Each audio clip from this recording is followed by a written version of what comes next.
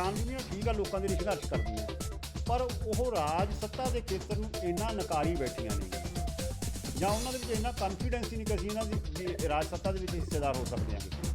ਔਰ ਇਹਨਾਂ ਨੂੰ ਕਿਸਾਨਾਂ ਨੂੰ ਹਰ ਵਾਰ ਉਹ ਲੋਕ ਰਾਜਨੀਤਿਕ ਵਰਤ ਜਾਂਦੇ ਨੇ, ਇਸ ਵਾਰੀ ਵੀ ਵਰਤੇ ਗਏ ਨੇ। ਆਮ ਆਦਮੀ ਪਾਰਟੀ ਦੀ ਸਰਕਾਰ ਬਣਾਉਣ ਦੇ ਵਿੱਚ ਕਿਸਾਨ ਯੂਨੀਅਨਾਂ ਦਾ ਸਾਰਿਆਂ ਤੋਂ ਵੱਡਾ ਹੱਥ ਹੈ, ਉਹ ਦੋਨੇ ਤਰ੍ਹਾਂ ਦਾ ਹੈ। ਇਹਨਾਂ ਤੇ ਇੱਥੋਂ ਦੇ ਲੋਕ ਕਿੰਨੇ ਖੇਤੀ ਕਰਨ ਦੇ ਯੋਗ ਨੇਗੇ, ਉਹਦੇ ਬਾਰੇ ਥੋੜ੍ਹਾ ਵਿਸਤਾਰ ਦੇ ਨਾਲ ਦੱਸਿਓ ਜੀ। ਜੋ ਪੰਜਾਬ ਦੀ ਕਿਸਾਨੀ ਹੈਗੀ, ਇਹ ਸਾਡੇ ਪੰਜਾਬ ਦੀ ਜਿੰਦ ਜਾਨ ਹੈ।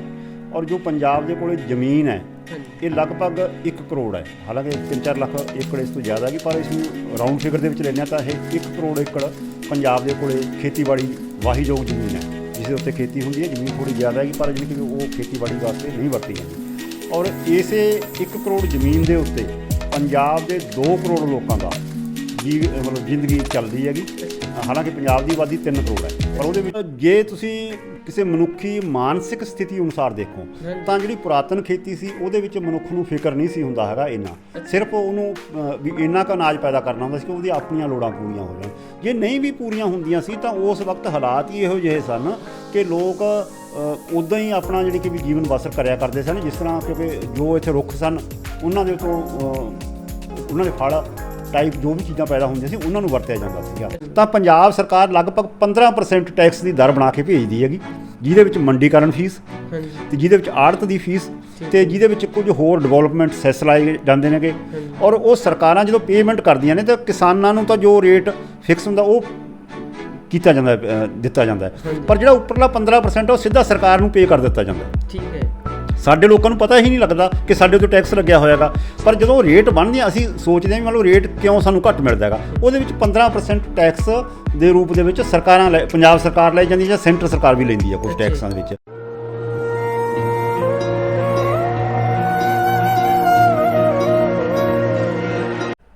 ਸਵਾਗਤ ਹੈ ਦੋਸਤੋ, ਮੈਂ ਹਾਂ ਸੁਖਵਿੰਦਰ ਸਿੰਘ ਧਨੇਰ, ਤੁਸੀਂ ਜੁੜਿਓ ਧਨੇਰ ਟੀਵੀ ਦੇ ਨਾਲ।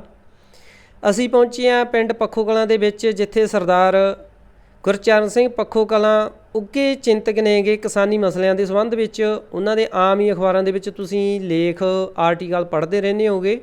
ਉਹ ਚੰਗੀ ਪਕੜ ਬਣਾਈ ਹੋਈ ਹੈ ਉਹਨਾਂ ਦੀ ਇਸ ਮਸਲਿਆਂ ਦੇ ਉੱਤੇ। ਮੰਨ ਲਓ ਵੀ ਉਹ ਜਦੋਂ ਦੇ ਮੰਨ ਲਓ ਉਹਨੇ ਸਟੱਡੀ ਕੀਤੀ ਹੈਗੀ ਸਟਾਰਟਿੰਗ ਦੇ ਵਿੱਚ, ਅਤੇ ਨਾਲ ਖੁਦ ਆਪ ਕਿਸਾਨੀ ਵੀ ਕਰਦੇ ਆ। ਅਤੇ ਆਪਾਂ ਕਰਦੇ ਹਾਂ ਪੂਰੀ ਗੱਲਬਾਤ ਕਿਸਾਨੀ ਮਾਮਲਿਆਂ ਦੇ ਸੰਬੰਧ ਵਿੱਚ ਵੀ ਕਿਸ ਤਰ੍ਹਾਂ ਪੰਜਾਬ ਦੀ ਕਿਸਾਨੀ ਹੋਣੀ ਚਾਹੀਦੀ ਸੀ ਅਤੇ ਕਿਸਾਨੀ ਗਈ ਕਿੱਧਰ ਨੂੰ, ਅਤੇ ਆਉਣ ਵਾਲੇ ਮੰਨ ਲਓ ਵੀ ਜਿਹੜੇ ਨਵੇਂ ਮੰਨ ਲਓ ਵੀ ਜਨਰੇਸ਼ਨ ਆ ਜਿਹੜੀ ਕਿਸਾਨੀ ਦੇ ਵਿੱਚ ਪੈ ਚੁੱਕੀ ਆ, ਉਹਨਾਂ ਨੂੰ ਮੰਨ ਲਓ ਵੀ ਕੀ ਚੀਜ਼ਾਂ ਅਪਣਾਉਣੀਆਂ ਪੈਣਗੀਆਂ ਅਤੇ ਕਿਹੜੀਆਂ ਚੀਜ਼ਾਂ ਤੋਂ ਉਹਨਾਂ ਨੂੰ ਜਾਗਰੂਕ ਕਰਨਾ ਚਾਹੀਦਾ। ਸਭ ਤੋਂ ਪਹਿਲਾਂ ਬਾਈ ਜੀ ਸਤਿ ਸ਼੍ਰੀ ਅਕਾਲ। ਮੇਰੇ ਵੱਲੋਂ ਵੀ ਧਨੇਰ ਟੀਵੀ ਦਾ ਤੁਹਾਡੀ ਸਾਰੀ ਟੀਮ ਦਾ ਧੰਨਵਾਦ ਕਿ ਤੁਸੀਂ ਮੈਨੂੰ ਬੋਲਣ ਦਾ ਵਕਤ ਦਿੱਤਾ। ਠੀਕ ਹੈ। ਅੱਛਾ ਬਾਈ, ਸਾਡਾ ਪਹਿਲਾ ਸਵਾਲ ਆ ਜਿਹੜਾ ਵੀ ਪੰਜਾਬ ਦੀ ਆਪਾਂ ਟੋਟਲ ਮੰਨ ਲਓ ਵੀ ਆਉਣ ਵਾਲੀ ਜਨਰੇਸ਼ਨ ਨੂੰ ਇਹ ਦੱਸ ਦਈਏ ਵੀ ਕਿੰਨੀ ਅੰਕੜਿਆਂ ਦੇ ਸੰਬੰਧ ਵਿੱਚ ਪੰਜਾਬ ਦੇ ਕੋਲ ਕਿੰਨੀ ਜ਼ਮੀਨ ਆ ਅਤੇ ਇੱਥੋਂ ਦੇ ਲੋਕ ਕਿੰਨੇ ਖੇਤੀ ਕਰਨ ਦੇ ਯੋਗ ਨੇਗੇ, ਉਹਦੇ ਬਾਰੇ ਥੋੜ੍ਹਾ ਵਿਸਤਾਰ ਦੇ ਨਾਲ ਦੱਸਿਓ ਜੀ। ਜੋ ਪੰਜਾਬ ਦੀ ਕਿਸਾਨੀ ਹੈਗੀ ਇਹ ਸਾਡੇ ਪੰਜਾਬ ਦੀ ਜਿੰਦ ਜਾਨ ਹੈ।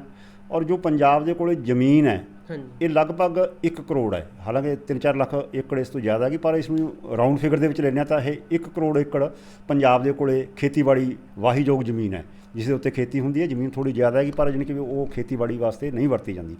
ਔਰ ਇਸੇ 1 ਕਰੋੜ ਜ਼ਮੀਨ ਦੇ ਉੱਤੇ ਪੰਜਾਬ ਦੇ 2 ਕਰੋੜ ਲੋਕਾਂ ਦਾ ਮਤਲਬ ਜ਼ਿੰਦਗੀ ਚੱਲਦੀ ਹੈਗੀ। ਹਾਲਾਂਕਿ ਪੰਜਾਬ ਦੀ ਆਬਾਦੀ 3 ਕਰੋੜ ਹੈ, ਪਰ ਉਹਦੇ ਵਿੱਚੋਂ 1 ਕਰੋੜ ਆਬਾਦੀ ਕਿਸੇ ਹੋਰ ਕੰਮਾਂ ਦੇ ਵਿੱਚ ਹੈ, ਬਿਜ਼ਨਸ ਦੇ ਵਿੱਚ ਹੈ ਜਾਂ ਹੋਰ ਕਿਸੇ ਖੇਤਰਾਂ ਦੇ ਵਿੱਚ ਹੈ। ਪਰ 2 ਕਰੋੜ ਲੋਕ ਮੇਨ ਤੌਰ ਦੇ ਉੱਤੇ, ਚਾਹੇ ਉਹ ਮਜ਼ਦੂਰ ਹੈ ਚਾਹੇ ਉਹ ਕਿਸਾਨ ਹੈ, ਉਹ ਖੇਤੀਬਾੜੀ ਦੇ ਉੱਤੇ ਨਿਰਭਰ ਹੈ। ਔਰ ਜਿਹੜਾ ਛੋਟਾ ਦੁਕਾਨਦਾਰ, ਛੋਟਾ ਵਪਾਰੀ, ਉਹ ਵੀ ਖੇਤੀਬਾੜੀ ਦੇ ਉੱਤੇ ਨਿਰਭਰ ਹੈ। ਹਾਲਾਂਕਿ ਮੈਂ ਇਸ ਦਾ ਥੋੜ੍ਹਾ ਹੋਰ ਵਿਸਤਾਰ ਦਿਆਂ, ਜਿਹੜਾ ਮੁਲਾਜ਼ਮ ਵਰਗ ਹੈਗਾ ਜੇ ਉਹਨੂੰ ਤਨਖਾਹ ਦਿੱਤੀ ਜਾਂਦੀ ਹੈਗੀ ਤਾਂ ਉਹ ਵੀ ਖੇਤੀਬਾੜੀ ਦਾ ਜੋ ਪੈਸਾ ਸਰਕਲ ਦੇ ਵਿੱਚ ਪੰਜਾਬ ਦੇ ਵਿੱਚ ਘੁੰਮਦਾ ਉਹਨੂੰ ਉਹ ਵੀ ਇਹ ਖੇਤੀਬਾੜੀ ਮਤਲਬ ਕਿਸਾਨੀ ਸੈਕਟਰ 'ਚੋਂ ਜਾਂਦਾ, ਕਿਉਂਕਿ ਪੰਜਾਬ ਦਾ ਜਿਹੜਾ ਜ਼ਿੰਦਗੀ ਹੈ ਇਹ ਖੇਤੀ ਹੈ। ਅੱਛਾ ਜੀ। ਖੇਤੀ ਇਸ ਦਾ ਮੇਨ ਧੁਰਾ ਹੈ, ਇੱਥੇ ਹੋਰ ਕੋਈ ਵੱਡਾ ਬਿਜ਼ਨਸ ਨਹੀਂ ਹੈ। ਸੋ ਆਪਾਂ ਇਸੇ ਦੇ ਆਧਾਰ ਦੇ ਉੱਤੇ ਆਪਾਂ ਅੱਗੇ ਗੱਲ ਕਰਾਂਗੇ। ਅੱਛਾ, ਮੰਨ ਲਈ ਬਾਈ ਹੁਣੇ ਦੱਸਿਆ ਵੀ ਜਿਹੜੀ ਪੰਜਾਬ ਦੀ ਟੋਟਲ ਮੰਨ ਲਈ ਵਾਹੀਯੋਗ ਜ਼ਮੀਨ ਆ ਉਹ 1 ਕਰੋੜ ਆ, ਅਤੇ ਪਰ ਜਿਹੜੀ ਇੱਥੋਂ ਦੀ ਜਨਸੰਖਿਆ ਹੈਗੀ ਉਹ 2 ਕਰੋੜ ਆ। ਤਾਂ ਮੰਨ ਲਈ ਕਹਿੰਦੇ 3-4 ਲੱਖ ਜ਼ਮੀਨ ਇਹੋ ਜਿਹੀ ਹੈ ਜਿਹੜੀ ਆਪਣੇ ਵਾਹੀਯੋਗ ਨਹੀਂ ਹੈਗੀ, ਮੰਨ ਲਈ ਜਿਹਨੂੰ ਆਪਾਂ ਕਹਿੰਦੇ ਹਾਂ ਜੰਗਲ ਵਗੈਰਾ ਜਾਂ ਮੰਨ ਲਈ ਆਮ ਮੰਨ ਲਈ ਫੈਕਟਰੀਆਂ ਵਗੈਰਾ ਜਿਨ੍ਹਾਂ ਨੂੰ ਰੋਕਿਆ ਹੋਇਆ ਹੈਗਾ। ਅਤੇ ਹੁਣ ਮੰਨ ਲਈ ਜਿਵੇਂ ਪੰਜਾਬ ਦੀ ਕਿਸਾਨੀ ਅੱਜ ਵਧੀਆ ਹੈਗੀ ਜਾਂ ਮੰਨ ਲਈ ਜਿਹੜੇ ਟਾਈਮ ਤੁਸੀਂ ਕੀਤੀ ਹੈਗੀ ਸਟਾਰਟਿੰਗ ਦੇ ਵਿੱਚ ਪੜ੍ਹਾਈ ਤੋਂ ਬਾਅਦ ਦੇ ਵਿੱਚ ਉਦੋਂ ਵਧੀਆ ਸੀਗੀ? ਜੋ ਪੰਜਾਬ ਦੀ ਕਿਸਾਨੀ ਵਧੀਆ ਤੇ ਜਾਂ ਤਕਨੀਕ ਦੇ ਤੌਰ ਤੇ ਦੇਖਾਂਗੇ ਤਾਂ ਅੱਜ ਵਧੀਆ ਹੈ। ਅੱਛਾ ਜੀ। ਪਰ ਜੇ ਤੁਸੀਂ ਕਿਸੇ ਮਨੁੱਖੀ ਮਾਨਸਿਕ ਸਥਿਤੀ ਅਨੁਸਾਰ ਦੇਖੋ ਤਾਂ ਜਿਹੜੀ ਪੁਰਾਤਨ ਖੇਤੀ ਸੀ ਉਹਦੇ ਵਿੱਚ ਮਨੁੱਖ ਨੂੰ ਫਿਕਰ ਨਹੀਂ ਸੀ ਹੁੰਦਾ ਹੈਗਾ ਇੰਨਾ, ਸਿਰਫ ਉਹਨੂੰ ਵੀ ਇੰਨਾ ਕੁ ਅਨਾਜ ਪੈਦਾ ਕਰਨਾ ਹੁੰਦਾ ਸੀ ਕਿ ਉਹਦੀਆਂ ਆਪਣੀਆਂ ਲੋੜਾਂ ਪੂਰੀਆਂ ਹੋ ਜਾਣ। ਜੇ ਨਹੀਂ ਵੀ ਪੂਰੀਆਂ ਹੁੰਦੀਆਂ ਸੀ ਤਾਂ ਉਸ ਵਕਤ ਹਾਲਾਤ ਹੀ ਇਹੋ ਜਿਹੇ ਸਨ ਕਿ ਲੋਕ ਉੱਦਾਂ ਹੀ ਆਪਣਾ ਜਾਣੀ ਕਿ ਵੀ ਜੀਵਨ ਬਸਰ ਕਰਿਆ ਕਰਦੇ ਸਨ, ਜਿਸ ਤਰ੍ਹਾਂ ਕਿਉਂਕਿ ਜੋ ਇੱਥੇ ਰੁੱਖ ਸਨ ਉਹਨਾਂ ਦੇ ਉੱਤੋਂ ਉਹਨਾਂ ਦੇ ਫਲ ਟਾਈਪ ਜੋ ਵੀ ਚੀਜ਼ਾਂ ਪੈਦਾ ਹੁੰਦੀਆਂ ਸੀ ਉਹਨਾਂ ਨੂੰ ਵਰਤਿਆ ਜਾਂਦਾ ਸੀਗਾ। ਔਰ ਪਰ ਜਿਹੜਾ ਹੁਣ ਵਰਤਮਾਨ ਸਮਾਂ ਕਿਉਂਕਿ ਇੱਥੇ ਇੱਕ ਹਰ ਚੀਜ਼ ਦਾ ਉਤਪਾਦਨ ਮਸ਼ੀਨੀਕਰਨ ਥਰੂ ਆਉਣ ਲੱਗ ਗਿਆ ਹੈਗਾ, ਚਾਹੇ ਸਾਡੀ ਕਣਕ ਵੀ ਕਿਉਂ ਨਾ ਇਹ ਵੀ ਮਸ਼ੀਨੀਕਰਨ ਥਰੂ ਆਉਣ ਲੱਗ ਗਈ। ਇਹ ਹੁਣ ਹਰ ਚੀਜ਼ ਬ੍ਰਾਂਡ ਬਣ ਗਈ ਹੈਗੀ ਔਰ ਸਰਕਾਰਾਂ ਦੀ ਪਾਲਿਸੀ ਵੀ ਇਹੀ ਹੈ ਕਿ ਹਰ ਚੀਜ਼ ਇੱਕ ਦੁਕਾਨ ਦੇ ਥਰੂ ਵਾਪਸ ਜਾਵੇ। ਅੱਛਾ ਜੀ। ਜੋ ਪੰਜਾਬ ਦੇ ਖੇਤੀਬਾੜੀ ਦੇ ਆਪਣੇ 3 ਬਿੱਲ ਆਏ ਨੇਗੇ ਉਹਦੇ ਵਿੱਚ ਹੋਰ ਕੁਝ ਨਹੀਂ, ਵਿਦੇਸ਼ੀ ਤਰਜ਼ ਦੇ ਉੱਤੇ ਇੱਕ ਕਾਨੂੰਨ ਸੀਗਾ ਕਿ ਇਸ ਹਰ ਚੀਜ਼ ਦਾ ਬਿੱਲ ਕੱਟਿਆ ਜਾਵੇ। ਇਸ ਜਿਹੜੀ ਖੇਤੀ ਨੂੰ ਜੋ ਉਤਪਾਦਨ ਹੈਗਾ ਇਹਨੂੰ ਪ੍ਰਾਈਵੇਟ ਲੋਕ ਖਰੀਦਣ ਔਰ ਉਸ ਨੂੰ ਅੱਗੇ ਬਿੱਲ ਦੇ ਉੱਤੇ ਵੇਚਣ। ਜਦੋਂ ਬਿੱਲ ਦੇ ਉੱਤੇ ਵੇਚਿਆ ਜਾਂਦਾ ਤਾਂ ਉਹਦਾ ਤੇ ਇੱਕ ਟੈਕਸ ਪੈਦਾ ਹੁੰਦਾ ਹੈ। ਅੱਛਾ ਜੀ। ਸਰਕਾਰਾਂ ਟੈਕਸ ਦੇ ਉੱਤੇ ਚੱਲਣਾ ਜਿਹੜੀਆਂ ਚਾਹੁੰਦੀਆਂ ਨੇ, ਸਰਕਾਰਾਂ ਨੇ ਮੂਲ ਤੌਰ ਦੇ ਉੱਤੇ ਹਰ ਚੀਜ਼ ਨੂੰ ਨਾਤਾ ਤੋੜ ਲਿਆ। ਜੋ ਇੰਟਰਨੈਸ਼ਨਲ ਜੋ ਪਾਲਿਸੀ ਆਰਥਿਕਤਾ ਦੀ ਉਹਦੇ ਅਨੁਸਾਰ ਇਹ ਬਿੱਲਾਂ ਨੂੰ ਲਾਇਆ ਗਿਆ ਸੀਗਾ ਕਿ ਇੱਥੇ ਪੰਜਾਬ ਦੇ ਵਿੱਚ ਹਿੰਦੁਸਤਾਨ ਦੇ ਵਿੱਚ ਵੀ ਕਿਸਾਨੀ ਫਸਲ ਨੂੰ ਵਪਾਰੀ ਦੇ ਥਰੂ ਲੰਘਾਇਆ ਜਾਵੇ ਤਾਂ ਕਿ ਸਰਕਾਰਾਂ ਉਹਦੇ ਉੱਤੇ ਟੈਕਸ ਵਸੂਲ ਕਰ ਸਕਣ ਔਰ ਉਹਦੇ ਵਿੱਚੋਂ ਇਹ ਚੀਜ਼ ਪੈਦਾ ਹੁੰਦੀ ਹੈ। ਅੱਛਾ, ਤੁਸੀਂ ਸਾਡੇ ਦਰਸ਼ਕਾਂ ਨੂੰ ਦੱਸੋਗੇ ਮੋਟਾ ਆ ਵੀ ਮੰਨ ਲਓ ਪੰਜਾਬ ਦੀ ਜਿਹੜੀ ਕਿਸਾਨੀ ਹੈਗੀ ਉਹਨੂੰ ਕਿੰਨਾ ਟੈਕਸ ਪੇ ਕਰਨਾ ਪੈਂਦਾ ਸਰਕਾਰ ਨੂੰ ਜੀ? ਜੋ ਪੰਜਾਬ ਨੂੰ ਟੈਕਸ ਇਸ ਕਰਕੇ ਪੇ ਕਰਨਾ ਪੈਂਦਾ ਕਿ ਇੱਥੇ MSP ਲਾਗੂ ਹੈ। ਅੱਛਾ। ਔਰ ਸਾਡੀਆਂ ਦੋ ਹੀ ਮੇਨ ਫਸਲਾਂ ਨੇ ਕਣਕ ਤੇ ਚੌਲ, ਇਹਨਾਂ ਦੇ ਉੱਤੇ ਹੀ MSP ਦਿੱਤੀ ਜਾਂਦੀ ਹੈਗੀ। ਜੋ ਦੇਸ਼ ਦੇ ਹਾਲਾਤ ਨੇ ਅਨਾਜ ਪੱਖੋਂ ਉਹ ਬਹੁਤ ਹੀ ਕਮਜ਼ੋਰ ਸੀਗੇ ਔਰ ਪੰਜਾਬ ਦਾ ਇਲਾਕਾ ਸਾਰਿਆਂ ਤੋਂ ਵਧੀਆ ਜਿੱਥੇ ਸਭ ਤੋਂ ਵੱਧ ਉਤਪਾਦਨ ਹੁੰਦਾ ਹੈਗਾ, ਤਾਂ ਉਹਦੇ ਵਾਸਤੇ ਪੰਜਾਬ ਨੂੰ ਇਸ ਵਾਸਤੇ ਚੁਣਿਆ ਗਿਆ ਹੈਗਾ ਤੇ ਪੰਜਾਬ ਉਹਨਾਂ ਦੀ ਜੋ ਲੋੜ ਹੈ ਪੂਰੀ ਕਰ ਸਕਦਾ ਹੈਗਾ। ਜੋ ਪੰਜਾਬ ਦੇ ਵਿੱਚ ਉਤਪਾਦਨ ਹੁੰਦਾ ਹੈਗਾ 1 ਕਰੋੜ ਏਕੜ ਦੇ ਉੱਤੇ, ਇਹ ਜੋ ਠੇਕਾ ਜਿਸ ਤਰ੍ਹਾਂ ਆਪਾਂ ਕੰਟਰੈਕਟ ਬੇਸ ਸਮਝਦਾ ਤਾਂ 70,000 ਰੁਪਏ ਹੈਗਾ, ਤਾਂ ਜੇ ਇਸ ਤਰ੍ਹਾਂ ਲਾਈਏ ਤਾਂ ਪੰਜਾਬ ਦੀ ਜਿਹੜੀ ਟੋਟਲ ਇਨਕਮ ਹੈ 70,000 ਕਰੋੜ ਰੁਪਈਆ ਬਣਦੀ ਹੈ। ਪਰ ਇਹਦੇ 'ਚ ਜਿਹੜਾ ਉਤਪਾਦਨ ਹੁੰਦਾ ਹੈਗਾ ਇਹ ਲਗਭਗ 1 ਲੱਖ ਤੋਂ ਲੈ ਕੇ 1.25 ਲੱਖ ਰੁਪਏ ਤੱਕ ਪੈਦਾ ਹੁੰਦਾ ਹੈਗਾ ਇਹਦੇ ਵਿੱਚੋਂ। ਤਾਂ ਇਹ ਇਸ ਤਰ੍ਹਾਂ ਬਣ ਜਾਂਦੀ ਹੈ ਟੋਟਲ ਜੋ ਵਟਤ ਉਤਪਾਦਨ ਇੱਕ ਔਸਤ ਰੂਪ 'ਚ ਤਾਂ 1 ਲੱਖ ਕਰੋੜ ਰੁਪਏ ਦੀ ਅਸੀਂ ਫਸਲ ਪੈਦਾ ਕਰਦੇ ਹਾਂ। ਅੱਛਾ ਜੀ। ਤੇ ਜਿਸ ਦੇ ਵਿੱਚ 30,000 ਕਰੋੜ ਦਾ ਝੋਨਾ ਤੇ 30,000 ਕਰੋੜ ਦੀ ਕਣਕ ਤੇ ਬਾਕੀ ਜਾਣੀ ਕਿ ਹੋਰ ਫਸਲਾਂ ਆ ਜਾਂਦੀਆਂ ਨੇਗੀਆਂ। ਤੇ ਪਰ ਇਹਦੇ ਉੱਤੇ ਹੁਣ ਜਦੋਂ MSP ਲਾਗੂ ਹੈਗੀ ਤਾਂ ਸਰਕਾਰਾਂ, ਜਦੋਂ ਸੈਂਟਰ ਦੀ ਸਰਕਾਰ ਜੋ ਪ੍ਰਾਈਸ ਕਮਿਸ਼ਨ ਹੈਗਾ ਉਹ ਪੰਜਾਬ ਸਰਕਾਰ ਤੋਂ ਟੈਕਸਾਂ ਦੀ ਦਰ ਮੰਗਦਾ ਹੈ। ਅੱਛਾ ਜੀ। ਕਿ ਤੁਸੀਂ ਇਹਦੇ ਤੇ ਕਿਹੜੇ ਟੈਕਸ ਲੈਣਾ ਚਾਹੁੰਦੇ ਹੋ। ਤਾਂ ਪੰਜਾਬ ਸਰਕਾਰ ਲਗਭਗ 15% ਟੈਕਸ ਦੀ ਦਰ ਬਣਾ ਕੇ ਭੇਜਦੀ ਹੈਗੀ, ਜਿਹਦੇ ਵਿੱਚ ਮੰਡੀਕਰਨ ਫੀਸ ਤੇ ਜਿਹਦੇ ਵਿੱਚ ਆੜਤ ਦੀ ਫੀਸ ਤੇ ਜਿਹਦੇ ਵਿੱਚ ਕੁਝ ਹੋਰ ਡਿਵੈਲਪਮੈਂਟ ਸੈਸ ਲਾਏ ਜਾਂਦੇ ਨੇਗੇ। ਔਰ ਉਹ ਸਰਕਾਰਾਂ ਜਦੋਂ ਪੇਮੈਂਟ ਕਰਦੀਆਂ ਨੇ ਤਾਂ ਕਿਸਾਨਾਂ ਨੂੰ ਤਾਂ ਜੋ ਰੇਟ ਫਿਕਸ ਹੁੰਦਾ ਉਹ ਕੀਤਾ ਜਾਂਦਾ, ਦਿੱਤਾ ਜਾਂਦਾ। ਪਰ ਜਿਹੜਾ ਉੱਪਰਲਾ 15% ਉਹ ਸਿੱਧਾ ਸਰਕਾਰ ਨੂੰ ਪੇ ਕਰ ਦਿੱਤਾ ਜਾਂਦਾ। ਠੀਕ ਹੈ। ਸਾਡੇ ਲੋਕਾਂ ਨੂੰ ਪਤਾ ਹੀ ਨਹੀਂ ਲੱਗਦਾ ਕਿ ਸਾਡੇ ਉੱਤੇ ਟੈਕਸ ਲੱਗਿਆ ਹੋਇਆਗਾ। ਪਰ ਜਦੋਂ ਰੇਟ ਬਣਦੀਆਂ ਅਸੀਂ ਸੋਚਦੇ ਹਾਂ ਵੀ ਮੰਨ ਲਓ ਰੇਟ ਕਿਉਂ ਸਾਨੂੰ ਘੱਟ ਮਿਲਦਾ ਹੈਗਾ, ਉਹਦੇ ਵਿੱਚ 15% ਟੈਕਸ ਦੇ ਰੂਪ ਦੇ ਵਿੱਚ ਸਰਕਾਰਾਂ ਪੰਜਾਬ ਸਰਕਾਰ ਲੈ ਜਾਂਦੀ ਜਾਂ ਸੈਂਟਰ ਸਰਕਾਰ ਵੀ ਲੈਂਦੀ ਹੈ ਕੁਝ ਟੈਕਸਾਂ ਦੇ ਵਿੱਚ, ਤੇ ਉਹ ਸਾਡਾ ਲਾਸ ਹੁੰਦਾ ਹੈਗਾ। ਤੇ ਜਦੋਂ ਅਸੀਂ ਉਹੀ ਕਣਕ ਜੋ ਵੇਚੀ ਹੈ ਮੰਡੀ ਦੇ ਵਿੱਚ ਤੇ ਜਾਂ ਝੋਨਾ ਵੇਚਿਆ ਹੈਗਾ, ਪਰ ਜੇ ਉਸ ਨੂੰ ਬਾਅਦ ਦੇ ਵਿੱਚ FCI ਤੋਂ ਖਰੀਦਣ ਜਾਈਏ, ਜੇ ਅਸੀਂ 2,000 ਵੇਚਿਆ ਤਾਂ ਸਾਨੂੰ ਉਹ 2,400 ਰੁਪਏ ਜਾਂ 2,500 ਰੁਪਏ ਦਿੰਦੀ ਹੈ। ਕਿਉਂ ਦਿੰਦੀ ਹੈਗੀ? ਕਿਉਂਕਿ ਇਹੀ 15% ਟੈਕਸ ਉਹਦੇ ਵਿੱਚ ਜੁੜ ਜਾਂਦੇ ਨੇ ਤੇ ਜਾਂ ਕੋਈ ਹੋਰ ਖਰਚੇ ਜੁੜ ਜਾਂਦੇ ਨੇਗੇ। ਸੋ ਇਹ ਪੰਜਾਬ ਦੀ ਖੇਤੀ ਦਾ ਮਾਡਲ ਹੈਗਾ ਜਿਸ ਦੇ ਵਿੱਚ ਜੋ ਸਾਨੂੰ ਸਮਝਣਾ ਜ਼ਰੂਰੀ ਹੈਗਾ। ਠੀਕ ਹੈ। ਜਿਵੇਂ ਮੰਨ ਲਓ ਵੀ ਹੁਣ ਹਾਲਾਤ ਬਦਲਦੇ ਜਾਂਦੇ ਹੈਗੇ, ਮਾਡਰਨ ਖੇਤੀ ਵੱਲ ਨੂੰ ਲੋਕ ਝੁਕੇ ਨੇਗੇ, ਤੁਸੀਂ ਮੰਨ ਲਓ ਵੀ ਕਿਵੇਂ ਦੇਖਦੇ ਹੋ ਪੰਜਾਬ ਸਰਕਾਰ ਆ ਜਿਹੜੀ ਹੁਣ ਪਰਾਲੀ ਦੇ ਮੁੱਦੇ ਤੇ ਬਹੁਤ ਜ਼ਿਆਦਾ ਮੰਨ ਲਓ ਬੜੇ ਜ਼ੋਰ ਸ਼ੋਰ ਦੇ ਨਾਲ ਉਹ ਰੌਲਾ ਪਾ ਰਹੀ ਹੈ ਵੀ ਅਸੀਂ ਪਰਾਲੀ ਨਹੀਂ ਅੱਗ ਲਾਉਣ ਨਹੀਂ ਦੇਣੀਗੀ, ਪਰ ਪੰਜਾਬ ਦੇ ਕਿਸਾਨਾਂ ਦੀ ਕੀ ਮਜਬੂਰੀ ਆ ਅੱਗ ਲਾਉਣੀ, ਜਾਂ ਪੰਜਾਬ ਦੇ ਕਿਸਾਨ ਮੰਨ ਲਓ ਵੀ ਮਾਡਰਨ ਖੇਤੀ ਨੂੰ ਅਪਣਾਉਣਾ ਹੀ ਨਹੀਂ ਚਾਹੁੰਦੇ ਜੀ? ਇਸ ਤੋਂ ਪਹਿਲਾਂ ਮੈਂ ਤੁਹਾਨੂੰ ਥੋੜ੍ਹਾ ਵਿਸਤਾਰ ਦਿੰਦਾ ਗਾ। ਜੋ ਆਪਾਂ ਇਸ ਦੀ ਇਨਕਮ ਕੱਢੀ ਹੈ ਖੇਤੀ ਦੀ ਕਿ 2 ਕਰੋੜ ਲੋਕ ਇਹਦੇ ਉੱਤੇ ਜੀਵਨ ਬਸਰ ਕਰਦੇ ਨੇ, ਜਿਸ ਦੇ ਵਿੱਚ ਜੋ ਇਨਕਮ ਆਪਾਂ 70,000 ਰੁਪਇਆ ਪਰ ਏਕੜ ਹੈਗੀ ਐਵਰੇਜ ਦੇ ਤੌਰ ਦੇ ਉੱਤੇ। ਤਾਂ ਜਦੋਂ 2 ਕਰੋੜ 1 ਕਰੋੜ ਜ਼ਮੀਨ ਏਕੜ ਦੇ ਉੱਤੇ ਬੈਠੇ ਨੇ ਤਾਂ 2 ਵਿਅਕਤੀ 1 ਕਿੱਲੇ ਦੇ ਉੱਤੇ ਬੈਠੇ ਨੇਗੇ। ਠੀਕ ਹੈ। ਤਾਂ ਜਾਣੀ ਕਿ ਉਹ 70,000 ਰੁਪਇਆ 2 ਜਣਿਆਂ ਵਿੱਚ ਵੰਡਿਆ ਜਾਂਦਾ, 35,000 ਰੁਪਇਆ, ਜਾਣੀ ਕਿ ਵੀ ਇੱਕ ਵਿਅਕਤੀ ਦੀ ਆਮਦਨ 35,000 ਹੈ। ਤੇ ਜਦੋਂ 35,000 ਰੁਪਇਆ ਆਮਦਨ ਤੁਸੀਂ ਇਹ ਲਾ ਲਓ ਹਿਸਾਬ ਵੀ 3,000 ਰੁਪਇਆ ਪਰ ਮਹੀਨੇ ਦੇ ਵਿੱਚ।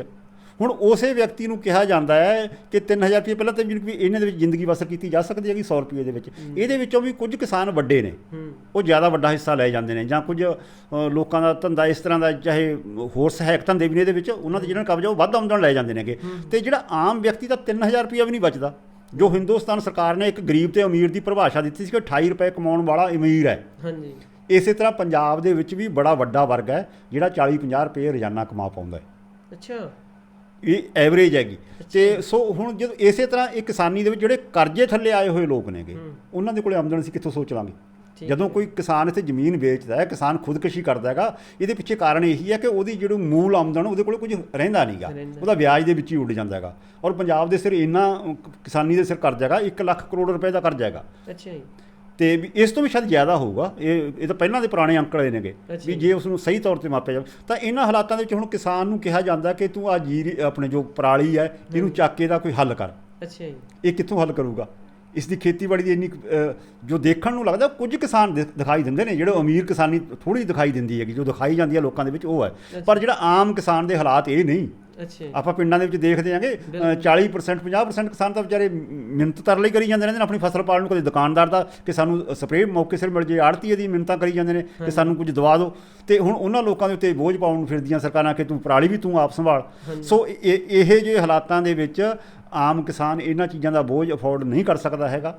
ਉਹ ਤਾਂ ਮਸ਼ੀਨਾਂ ਵੀ ਨਹੀਂ ਲੈ ਸਕਦਾ ਜੋ ਇਹ ਸਬਸਿਡੀ ਦਿੰਦੇ ਨੇਗੇ। ਤੇ ਸੋ ਇਹ ਜਿਹੇ ਸਰਕਾਰਾਂ ਨੂੰ ਖੁਦ ਇਹਨਾਂ ਦੇ ਵਾਸਤੇ ਉਪਰਾਲਾ ਕਰਨਾ ਚਾਹੀਦਾ ਹੈਗਾ। ਇਸ ਦਾ ਬਲਕਿ ਜਿਵੇਂ ਇਹ ਕਿਸਾਨ ਤਾਂ ਚੁਕਾਉਣ ਨੂੰ ਤਿਆਰ ਨੇ, ਸਰਕਾਰਾਂ ਮੁਫਤ 'ਚ ਚੱਕ ਲੈਣੇ ਪਰਾਲੀ। ਅੱਛਾ। ਕੌਣ ਕਿਸਾਨ ਜਵਾਬ ਦਿੰਦਾ ਹੈਗਾ? ਤੇ ਪਰ ਸਰਕਾਰਾਂ ਆਪ ਨਕੰਮੀਆਂ ਨੇਗੀਆਂ ਔਰ ਕਿਸਾਨੀ ਦੇ ਨੂੰ ਇਹ ਕਿਉਂਕਿ ਮਜਬੂਰ ਹੈ, ਫਸਿਆ ਹੋਇਆ, ਇਹਦੇ ਉੱਤੇ ਬੋਝ ਪਾਉਂਦੀਆਂ, ਧੱਕੇ ਨਾਲ ਇਹਦੇ 'ਤੇ ਕੇਸ ਦਰਜ ਕਰਦੀਆਂ, ਧਮਕੀਆਂ ਦਿੰਦੀਆਂ, ਤਾਂ ਬਹੁਤ ਕੁਝ ਹੋਰ ਕਰਨਗੀਆਂ। ਪਰ ਜਾਣੀ ਕਿ ਵੀ ਇਹ ਕਿਸਾਨ ਦੇ ਹੱਥ ਵੱਸ ਨਹੀਂ ਹੈਗਾ ਇਹਨਾਂ।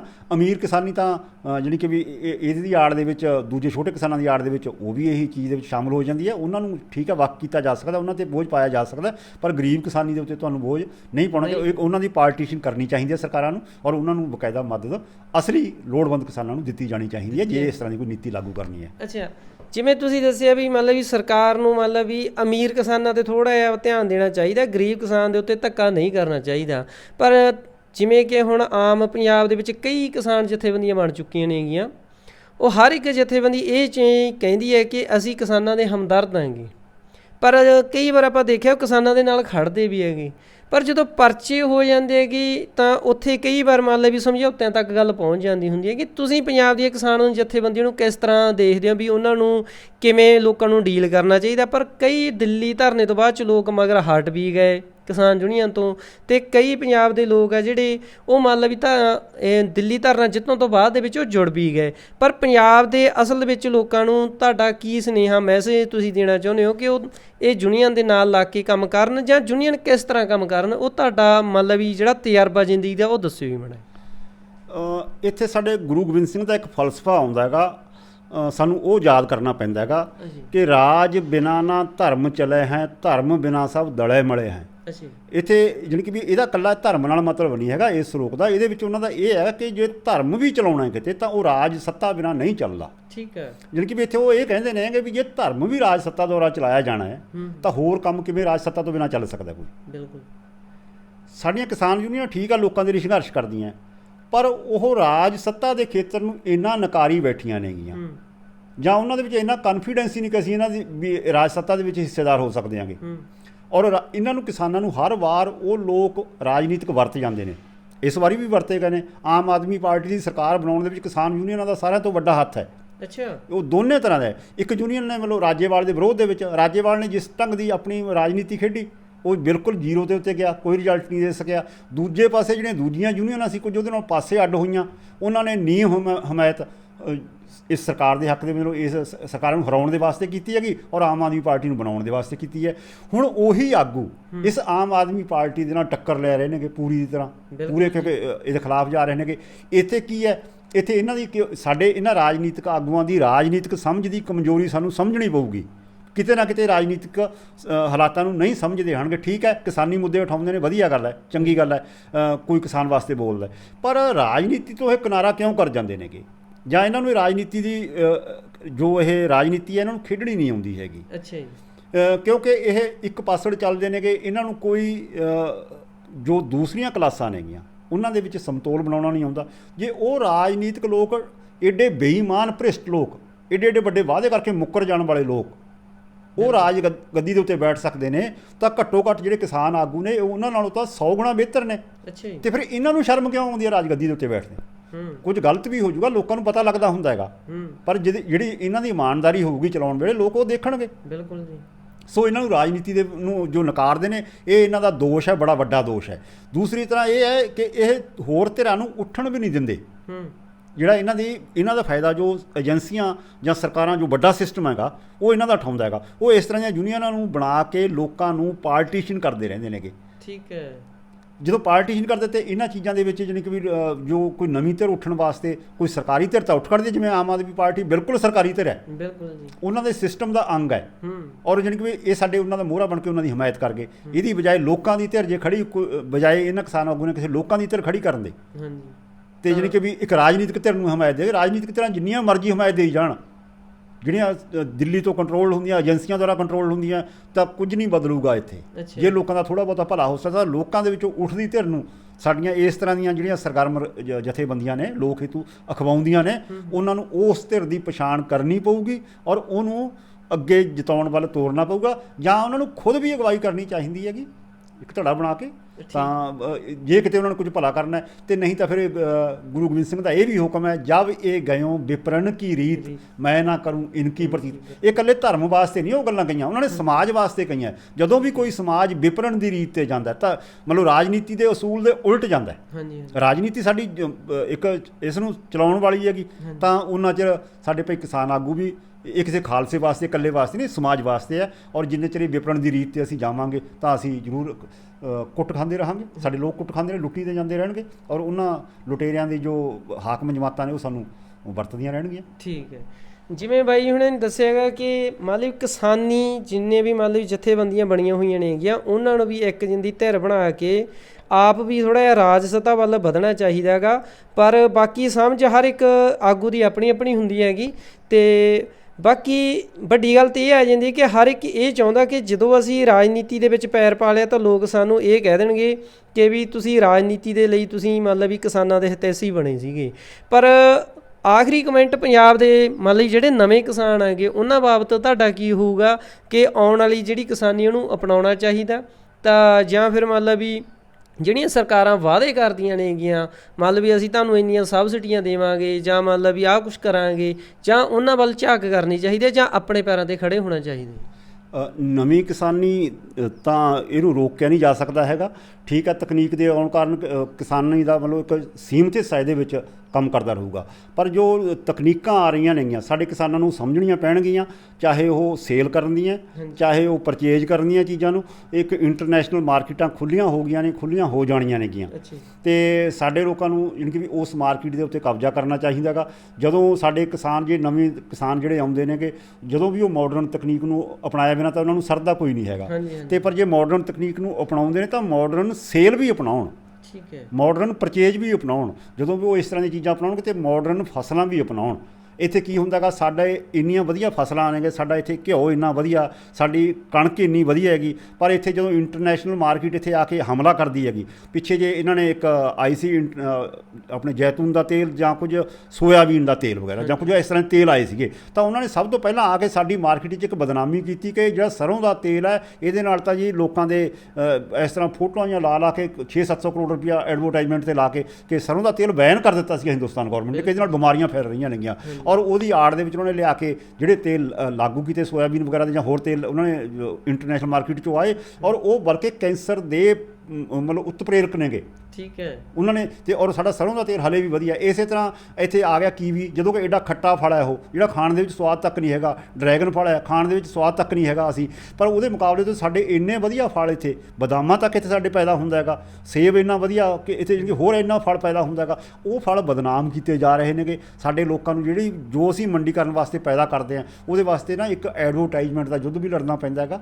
ਆਪਣੀਆਂ ਫਸਲਾਂ ਦਾ ਬਜਾਏ ਨਿਰਾਦਰ ਕਰਦੇ, ਉਹਨਾਂ ਨੂੰ ਉਹਨਾਂ ਦੇ ਪੋਜ਼ੀਟਿਵ ਪੱਖ ਦਿਖਾਉਣੇ ਪੈਂਦੇ ਨੇ। ਜੋ ਇੰਟਰਨੈਸ਼ਨਲ ਇੱਥੇ ਮਾਰਕੀਟ ਕਬਜ਼ੇ ਕਰ ਰਹੀਆਂ ਨੇ, ਜਿਵੇਂ ਇੱਥੇ ਕੀਵੀ ਕਰਦਾ ਜੀ ਇਹ ਜਾਂ ਹੋਰ, ਉਹਨਾਂ ਦੇ ਮੁਕਾਬਲੇ ਸਾਡਾ ਪਪੀਤਾ ਇਹਨਾਂ ਤੋਂ ਕਿਤੇ ਵਧੀਆ ਹੈਗਾ, ਜੋ ਲੋਕਾਂ ਦੇ ਵਿੱਚ ਆਪਣੇ ਸੈੱਲ ਵਧਾਉਣ ਵਾਸਤੇ, ਜਦੋਂ ਕਿ ਕੀਵੀ ਦੀ ਹਲੇ ਉਨੀ ਕੋਈ ਪੜਤਾਲ ਹੀ ਨਹੀਂ ਹੈਗੀ। ਔਰ ਬੱਕਰੀ ਦਾ ਦੁੱਧ ਉਹਨੂੰ ਕਿਤੇ ਚੰਗਾ ਹੈਗਾ, ਪਰ ਜਾਣੀ ਕਿ ਇਹਨਾਂ ਚੀਜ਼ਾਂ ਨੂੰ ਸਾਡੇ ਲੋਕਾਂ ਨੂੰ ਉਹ ਮਾਡਰਨ ਤਕਨੀਕਾਂ ਅਪਣਾ ਕੇ ਉਹਦੀ ਐਡਵਰਟਾਈਜ਼ਮੈਂਟ, ਔਰ ਸਾਡੀਆਂ ਸਰਕਾਰਾਂ ਨੂੰ ਵੀ ਇਹਦੇ ਬਾਰੇ ਕਰਨਾ ਚਾਹੀਦਾ ਕਿ ਬਜਾਏ ਵਿਦੇਸ਼ੀ ਹਮਲਾਵਰਾਂ ਦੇ ਸਾਥ ਦੇਣ ਦੇ ਸਾਡੇ ਕਿਸਾਨਾਂ ਦੇ ਜਿਹੜੇ ਲੋਕਲ ਜੋ ਫਸਲਾਂ ਨੇਗੇ ਉਹਨਾਂ ਨੂੰ ਐਡਵਰਟਾਈਜ਼ਮੈਂਟ ਕਰਨਾ ਚਾਹੀਦਾ ਔਰ ਇੰਟਰਨੈਸ਼ਨਲ ਮਾਰਕੀਟ ਦੇ ਵਿੱਚ ਲਿਜਾਣਾ ਚਾਹੀਦਾ ਗਾ ਇਹਨਾਂ ਚੀਜ਼ਾਂ ਦੇ ਨਾਲ, ਤਾਂ ਕਿ ਅਸੀਂ ਲੋਕ ਕਾਮਯਾਬ ਹੋ ਸਕੀਏ। ਪਰ ਕੀ ਕਰੀਏ, ਸਾਡੇ ਤਾਂ ਲੋਕ ਪਾਕਿਸਤਾਨ ਦੇ ਨਾਲ ਬਾਰਡਰ ਖੋਲ੍ਹਣ ਨੂੰ ਤਿਆਰ ਨਹੀਂ ਹਨ ਸਾਡੀਆਂ ਸਰਕਾਰਾਂ, ਔਰ ਸਾਡੇ ਜਿਹੜੇ ਕਿਸਾਨ ਆਗੂ ਨੇ ਮੰਗ ਕਰਨ ਨੂੰ ਤਿਆਰ ਨਹੀਂ। ਅੱਛਾ ਜੀ, ਜਿਹੜੀ ਬੜੀ ਵੱਡੀ ਅਫਸੋਸ ਦੀ ਗੱਲ ਹੈ ਕਿ ਅਸੀਂ ਐਡਾ ਵੱਡਾ ਯੁੱਧ ਤਾਂ ਲੜਿਆ, ਬਸ ਅਸੀਂ ਪਾਕਿਸਤਾਨ ਨਾਲ ਬਾਰਡਰ ਖੋਲ੍ਹਣ ਨੂੰ ਕਿਉਂ ਨਹੀਂ ਤਿਆਰ ਹਾਂਗੇ।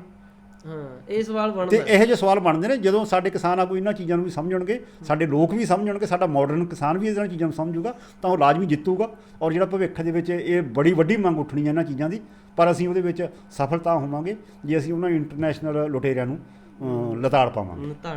ਸੋ ਬਾਈ ਉਹਨਾਂ ਨੇ ਬਹੁਤ ਖੁੱਲ੍ਹ ਕੇ ਦੱਸਿਆ ਕਿ ਨਾਲ ਕਿਸਾਨੀ ਦੇ ਨਾਲ ਆਪਾਂ ਨੂੰ ਸੇਲ ਪਰਚੇਜ ਦਾ ਕੰਮ ਵੀ ਜ਼ਰੂਰੀ ਕਰਨਾ ਚਾਹੀਦਾ। ਕਾਰਨ ਕੀ ਹੈ ਕਿ ਅਸੀਂ ਪਰਚੇਜ ਤਾਂ ਕਰ ਸਕਦੇ ਹਾਂਗੇ ਕਿਸਾਨੀ ਦੇ ਵਿੱਚ, ਪਰ ਅਸੀਂ ਸੇਲ ਕਰਨ ਤੋਂ ਥੋੜ੍ਹਾ ਝਿਜਕ ਜਾਂਦੇ ਹਾਂਗੇ। ਤਾਂ ਤੁਸੀਂ ਜੁੜੇ ਹੋ ਧਨੇਰ ਟੀਵੀ ਦੇ ਨਾਲ, ਇਹੋ ਜਿਹੀਆਂ ਆਪਾਂ ਹੋਰ ਵੀਡੀਓ ਤੁਹਾਨੂੰ ਲਿਆਉਂਦੇ ਰਹਾਂਗੇ। ਤੇ ਬਾਈ ਹੁਣਾਂ ਨਾਲ ਅੱਛਾ ਬਾਈ ਜੀ, ਹੁਣ ਅਖੀਰ ਦੇ ਉੱਤੇ ਆਪਣਾ ਇੱਕ ਕਮੈਂਟ ਦੇ ਜਿਓ ਪੰਜਾਬ ਦੇ ਕਿਸਾਨਾਂ ਨੂੰ ਕਿ ਤੁਸੀਂ ਇੱਕ ਕੰਮ ਕਰਨਾ, ਜਿਹੜੀ ਤੁਹਾਡੀ ਦਿਲੀ ਇੱਛਾ ਹੈਗੀ ਹੈ ਵੀ ਕਿਹੜਾ ਕੰਮ ਕਰਨ, ਸੇਲ ਪਰਚੇਜ ਦਾ ਜ਼ਰੂਰ ਕਰਨ ਜਾਂ ਮੰਨ ਲਓ ਵੀ ਦੇਸੀ ਚੀਜ਼ਾਂ ਨੂੰ ਪਹਿਲ ਦੇਣ ਜੀ। ਇੰਟਰਨੈਸ਼ਨਲ ਮਾਰਕੀਟ ਨੂੰ ਸਮਝਣਾ, ਅੱਛਾ, ਹਿੰਦੁਸਤਾਨ ਦੀ ਸਰਕਾਰ ਨੂੰ ਸਮਝਣਾ, ਔਰ ਜੇ ਜਿੱਥੇ ਵੀ ਸਾਨੂੰ ਕਮੀਆਂ ਲੱਗਦੀਆਂ, ਚਾਹੇ ਹਿੰਦੁਸਤਾਨ ਸਰਕਾਰ ਦੀਆਂ ਹੋਣ ਚਾਹੇ ਪੰਜਾਬ ਸਰਕਾਰ ਦੀਆਂ ਹੋਣ, ਉਹਨਾਂ ਦੇ ਖਿਲਾਫ ਜਥੇਬੰਦਕ ਆਵਾਜ਼ ਉਠਾਉਣੀ। ਔਰ ਜੇ ਸਾਡੇ ਜਥੇਬੰਦਕ ਜਿਹੜੇ ਆਗੂ ਨੇ ਉਹ ਨਹੀਂ ਉਠਾਉਂਦੇ ਤਾਂ ਉਹਨਾਂ ਦੀ ਵੀ ਪਛਾਣ ਕਰਨੀ। ਠੀਕ ਹੈ, ਤੇ ਇਹ ਸਾਡੇ ਲੋਕਾਂ ਨੂੰ ਕਰਨਾ ਪਊਗਾ। ਔਰ ਮਾਡਰਨ ਇਸ ਇੱਕ ਗ੍ਰਹਿ ਯੁੱਧ ਹੈਗਾ ਇਸ ਤਰ੍ਹਾਂ ਦਾ ਇਹਨਾਂ ਚੀਜ਼ਾਂ ਦਾ, ਤਾਂ ਉਹਦੇ ਵਿੱਚ ਸਾਡੇ ਲੋਕਾਂ ਨੂੰ ਲੜਨਾ ਪਊਗਾ, ਜੂਝਣਾ ਪਊਗਾ। ਔਰ ਜੇ ਕਾਮਯਾਬ ਹੋਣਾਗਾ, ਔਰ ਨਵੇਂ ਖੇਤਰਾਂ ਦੇ ਵੱਲ ਵੀ ਸਾਡੇ ਲੋਕਾਂ ਨੂੰ ਹਮੇਸ਼ਾ ਦਿਲ ਖੋਲ੍ਹ ਕੇ, ਅੱਖਾਂ ਖੋਲ੍ਹ ਕੇ, ਦਿਮਾਗ ਖੋਲ੍ਹ ਕੇ ਸਵਾਗਤ ਕਰਨਾ ਚਾਹੀਦਾ, ਔਰ ਉਹਦੇ ਵਿੱਚ ਵੜਨਾ ਹੀ ਪੈਣਾ ਹੈਗਾ ਤਾਂ ਕਿ ਸਾਡੇ ਪੰਜਾਬ ਦੀ ਜਿੱਤ ਹੋ ਸਕੇ। ਸੋ ਬਾਈ ਹੁਣੀ ਚਾਹੁੰਦੇ ਆ ਕਿ ਪੰਜਾਬ ਦੇ ਲੋਕਾਂ ਨੂੰ ਥੋੜ੍ਹਾ ਜਿਹਾ ਮੰਨ ਲਓ ਧੜਕ ਹੋ ਕੇ ਇਹਨਾਂ ਚੀਜ਼ਾਂ ਦੇ ਵਿੱਚ ਵਿਚਰਨਾ ਚਾਹੀਦਾ ਹੈਗਾ। ਤੁਸੀਂ ਜੁੜੇ ਹੋ ਧਨੇਰ ਟੀਵੀ ਦੇ ਨਾਲ, ਲੈ ਕੇ ਆਵਾਂਗੇ ਇਹੋ ਜਿਹੀ ਇੱਕ ਵੀਡੀਓ ਹੋਰ। ਧੰਨਵਾਦ ਜੀ।